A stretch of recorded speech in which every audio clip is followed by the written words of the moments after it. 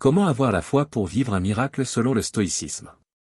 Le stoïcien ne cherche pas le miracle. Il cherche la paix de l'âme. Pourtant, c'est souvent au cœur de cette paix que le miracle surgit. Pas celui qui bouleverse le monde, mais celui, plus subtil, qui transforme l'intérieur. Le stoïcien ne prie pas pour que la tempête cesse.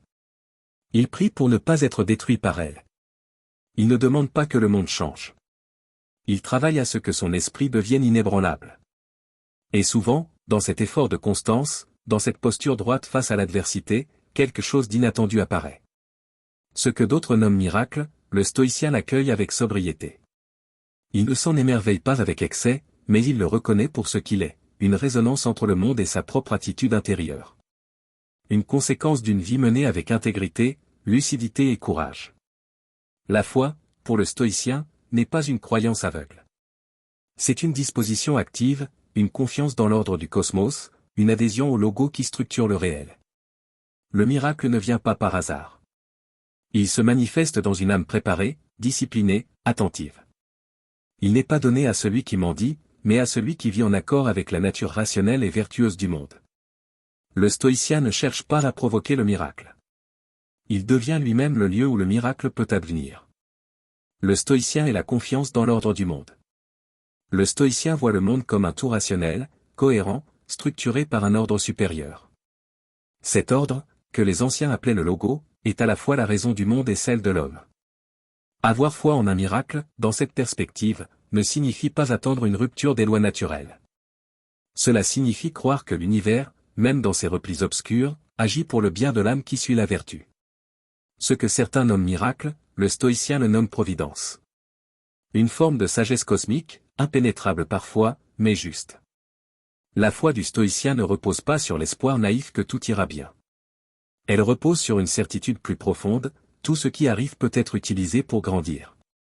Tout, même la douleur, même la perte, peut devenir nourriture de l'âme si l'on vit selon la vertu. Le stoïcien n'attend donc pas un miracle pour agir. Il agit en tout temps comme s'il était déjà exaucé.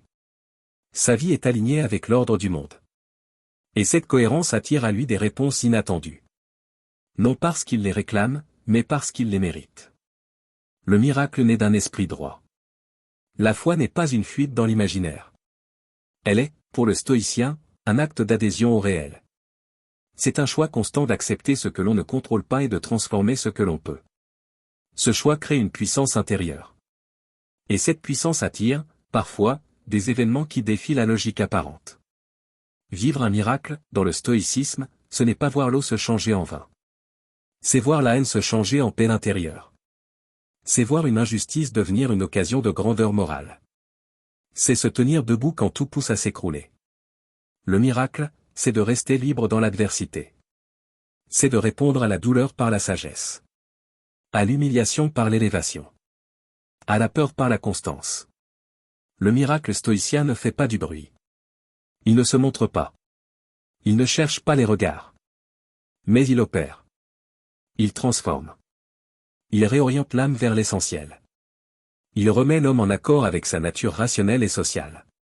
Il restaure la dignité perdue. Il réveille le feu intérieur. Se préparer intérieurement au miracle. Épictète l'enseignait avec clarté, ce qui dépend de nous, ce sont nos jugements, nos désirs, nos actes. Tout le reste est extérieur, donc indifférent.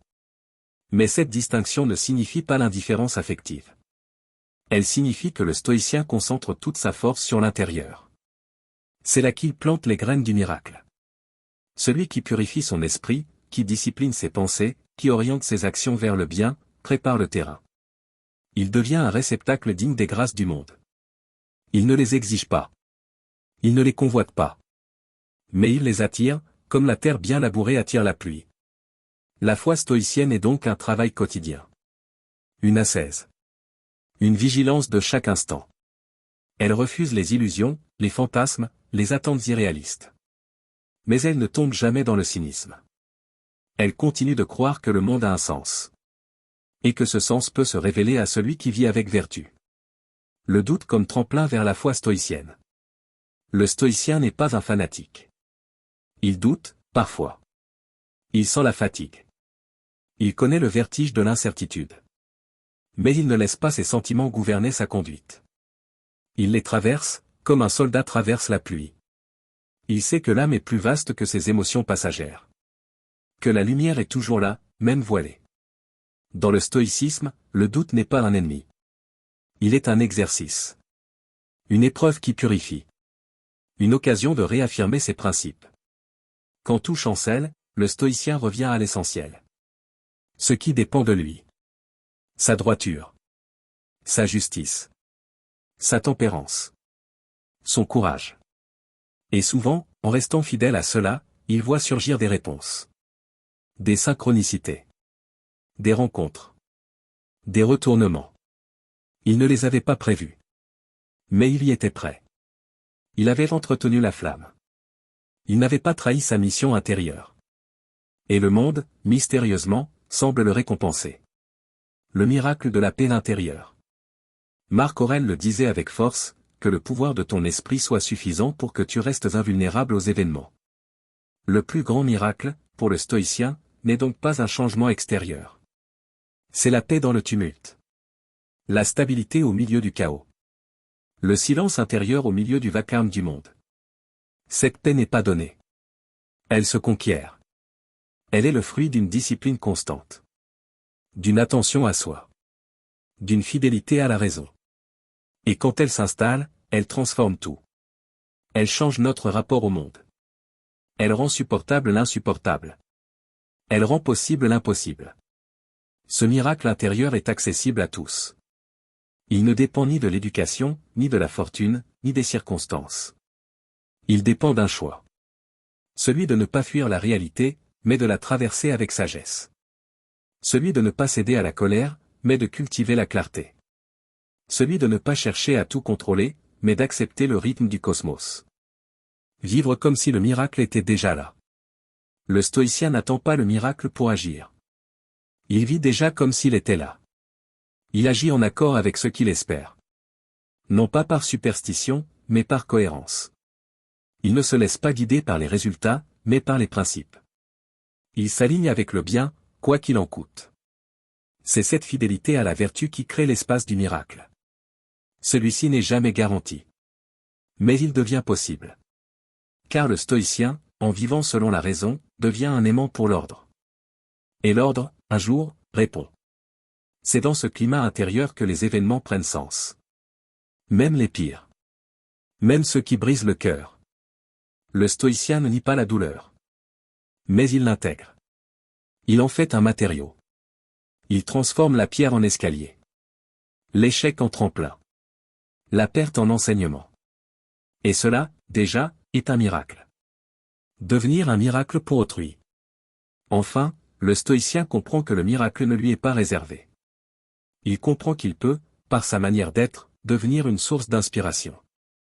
Un modèle. Un appui silencieux. Une lumière pour ceux qui cherchent encore. Il ne cherche pas à briller. Il cherche à servir.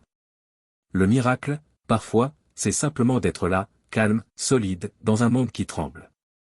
De montrer, sans parole, que la paix est possible. Que l'âme humaine est capable de grandeur. Que la vertu n'est pas une utopie, mais un chemin vivable. Le stoïcien ne cherche pas la gloire. Mais il vit de telle façon que sa simple présence devient féconde. Et cela, aussi, est un miracle. Car dans un monde de bruit, de colère, de distraction, un être silencieux, présent, fort, humble, devient un trésor. Un repère. Une promesse que tout n'est pas perdu. Conclusion, la foi stoïcienne comme voie vers le miracle. Avoir la foi pour vivre un miracle, dans le stoïcisme, ce n'est pas attendre passivement un signe. Ce n'est pas supplier le ciel. Ce n'est pas rêver à une intervention magique. C'est vivre en cohérence avec la raison. C'est cultiver la vertu, jour après jour. C'est faire confiance à l'ordre du monde. C'est agir, même sans garantie. C'est persévérer, même dans l'obscurité. Et souvent, alors qu'on ne s'y attend plus, quelque chose change. Un événement. Un regard. Un pardon. Une paix. Un sens. Un alignement. Un élan.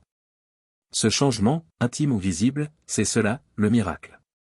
Il n'est pas contre la nature. Il est l'expression la plus haute de la nature bien vécue. Le stoïcien ne vit pas pour les miracles. Mais il vit de telle manière qu'ils deviennent possibles. Non comme une récompense, mais comme une harmonie retrouvée entre lui et le cosmos. Et dans ce silence lumineux, dans cette posture droite, dans cette paix méritée, l'âme s'élève. Et le miracle devient naturel.